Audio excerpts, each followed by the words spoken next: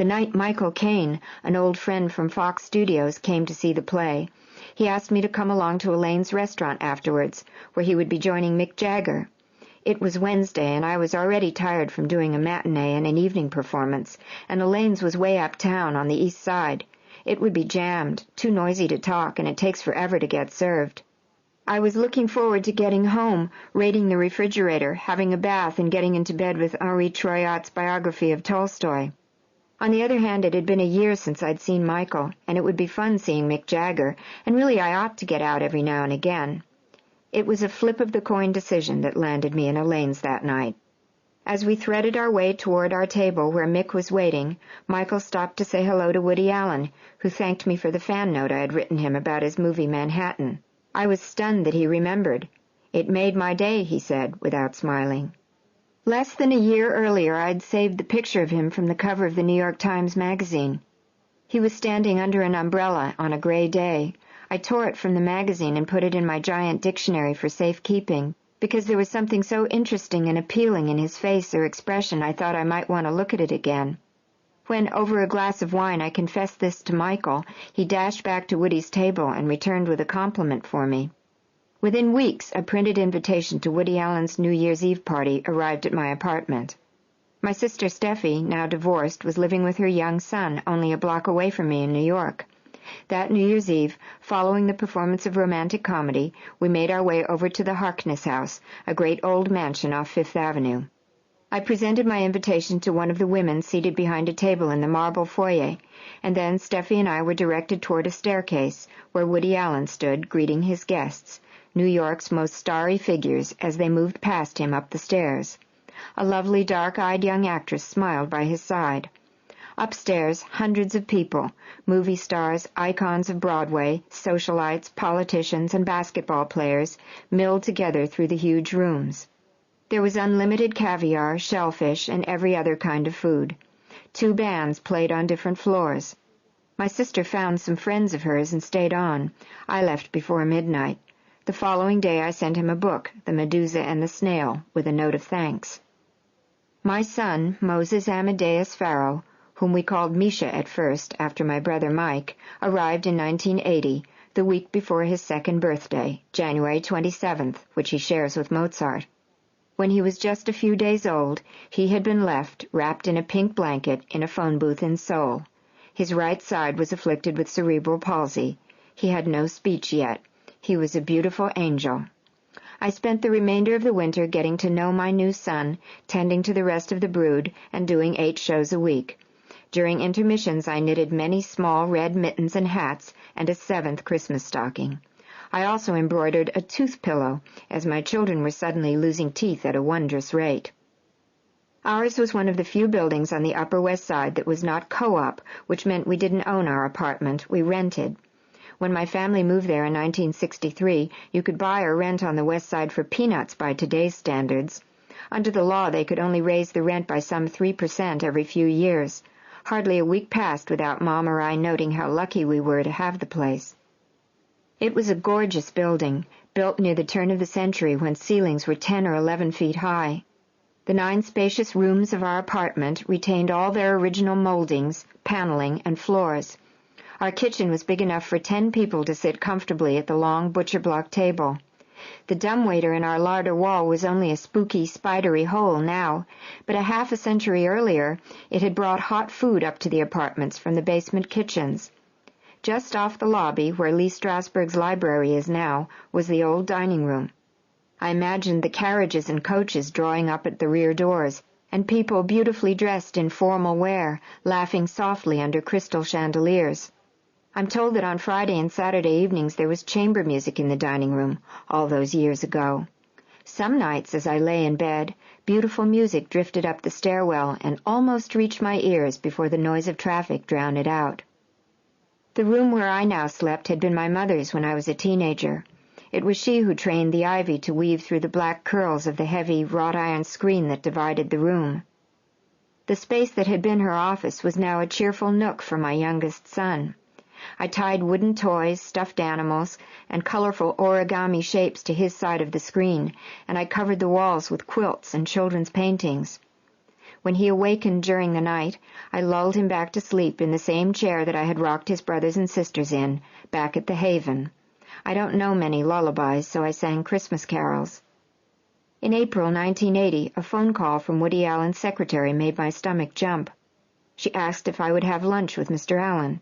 We set the date for the following week, April 17th, at 1 o'clock. "You never heard of Lutece?" Tony Perkins was incredulous. Every night we waited in our positions on stage for 5 or so minutes before the curtain rose and the play began. That was the time when we exchanged our news. "It's only the most chic restaurant in New York City," he said. "What are you going to wear?" "He doesn't care about clothes, does he?" I asked, thinking of Diane Keaton's thrift shop ensemble in Annie Hall and his own casual rumpled look. "Are you kidding?" snorted Tony, who knew Woody Allen. I was a little fidgety on the morning of the 17th, so I set out on foot with my hair still wet at 10:30 a.m. For a second the clothes thing threw me, but in the end I dressed warmly in a skirt and an Irish sweater with sensible shoes, leggings, and socks. It was a brisk, windy day. At 1 on the dot, the maitre d' led me to the table where Woody Allen waited, wide-eyed behind black-rimmed glasses. He was handsomely dressed in an unrumpled tweed jacket and tie. The wine was 1949, Chateau Mouton Rothschild. As it sank in its bottle, we traded fragments of our respective histories. He asked many questions, and before I knew it we were talking about Mozart and Mahler's slow movements, Schubert, the Heifetz recording of the Korngold, Plato, Christianity, and Jefferson, Walter Kaufmann as a guide through existentialism from Dostoevsky through Sartre, the poems of Yeats, my children, and my lifelong passionate, albeit imaginary, relationship with James Agee, who died before I could meet him, but whose wife had actually been named Mia. Floodgates opened. It had been so long since I'd shared these sorts of thoughts. He too loved Yeats and Mahler's slow movements, and I hadn't known he played the clarinet, and I'd never heard of Sidney Bechet, or Jelly Roll Morton, or Johnny Dodds, but I couldn't wait, and so it went.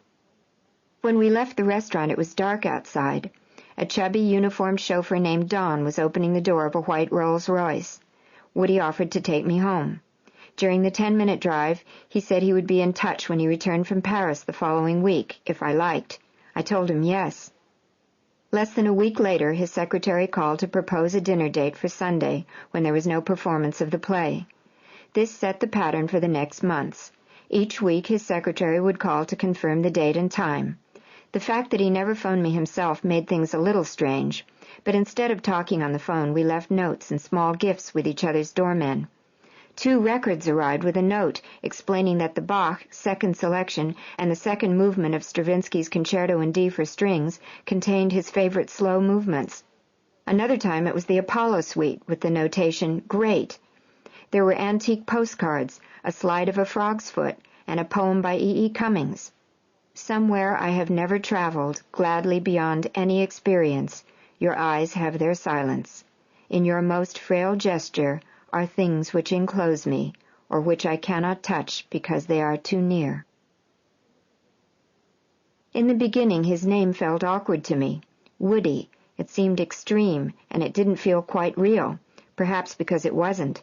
His actual name was Alan Königsberg, so I asked him, "What do I call you?" hoping maybe he would want me to call him Alan or something, but he said, "I would be pleased if you would call me Woody." He thought my name was awkward, too. Sometimes I heard him refer to me by my name when he couldn't make the point with she or her, but he never ever directly called me Mia. It was hard work keeping romantic comedy fresh for so many months, but all in all I was enjoying the run. Woody had a soft spot for 30s-style comedies, so he came to see the play and liked it very much. The whole company knew I was nuts about him. Sunday nights flew by too quickly.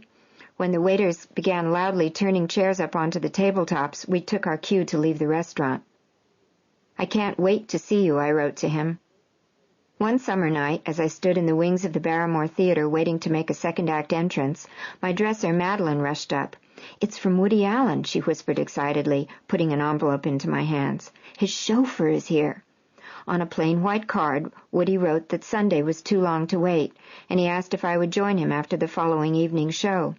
It promised to be a clear night, and we could go up on his terrace and look at the stars. "Yes," I scribbled back. With that, we began seeing each other more frequently.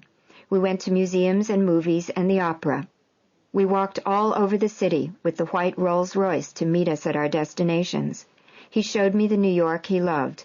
High on a clock tower with a heart-stopping view, he took 2 wine glasses and a bottle of Chateau Margaux out of a paper bag. It was as if I had stepped into a Woody Allen movie. He was more serious, less humorous, far more confident than in his films, but I thought more attractive, more interesting. My new son Moses was an eager, affectionate, cheerful little fellow with an irresistible smile and a passion for bugs. Before he could be fitted for a brace or begin physical therapy, he needed to have an operation on his leg, the first of 2 that he endured without complaint, along with months in a cast and 6 years of physical therapy and speech therapy. Woody had not yet met any of my children. In August 1980, I was the one in the hospital for major abdominal surgery, my 4th for complications resulting from the peritonitis in 1974. My stomach pains forced Woody and me to leave Rayo's restaurant before we had finished our dinner. Later that night, I checked into the emergency room at New York Hospital. During my 2nd week in the hospital, Woody came to see me, and for the first time, he telephoned me. After that, while I was convalescing on Martha's Vineyard with the children, he called 2 or 3 times every day. While on the phone to Woody, I suddenly became aware of the din around me, something I was normally oblivious to. I was, of course, acutely aware that he had lived his 45 years entirely without children. He had never dated a woman with even 1 child. As he put it, I have 0 interest in kids. And if that wasn't clear enough, he talked about his sister, who also lived in Manhattan, with whom he had shared an unusually close childhood. He spoke to her on the phone, he loved her, and he helped her financially, but he avoided her company. He described her as pushy, and as an example, he told me about her unwelcome and futile efforts to involve him with her children when they were younger. The previous year on Martha's Vineyard had given me time to reflect in every season and in every conceivable frame of mind. As each attempt to rehabilitate my marriage had failed, I was left with few illusions. I was a single mother with 7 young children. Wonderful as indeed they were, I understood it was unlikely that I would ever again meet a man who would want to become seriously involved with me. That is not to say I was without hope, but hopes are not expectations.